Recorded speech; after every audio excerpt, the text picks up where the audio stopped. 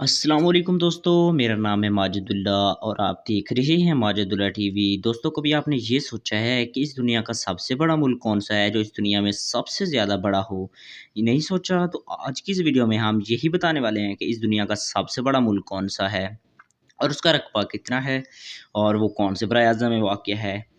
तो शुरू करते हैं अपना काउंटडाउन। आगे बढ़ने से पहले आपसे एक छोटी-सी रिक्वेस्ट करते चलें कि अगर आपने हमारे चैनल माजिदुल्ला टीवी को अभी तक सब्सक्राइब नहीं किया, तो वीडियो के नीचे ही दिए गए रेड बटन पर क्लिक करके हमारे चैनल माजिदुल्ला टीवी को सब्सक्राइब कर दें और साथ ही दी गई बेल आइकॉन को प्रेस करके ऑल पे कर दें ताकि फ्यूचर में जो भी न्यू वीडियो इस चैनल पे अपलोड हो उसका नोटिफिकेशन बर वक्त आपको मिलता रहे। शुक्रिया।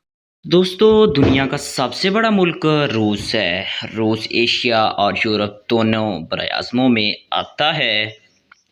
इसका कुल रकबा 17.1 मिलियन किलोमीटर पर स्क्वायर है। रूस का कैपिटल शहर मॉस्को है।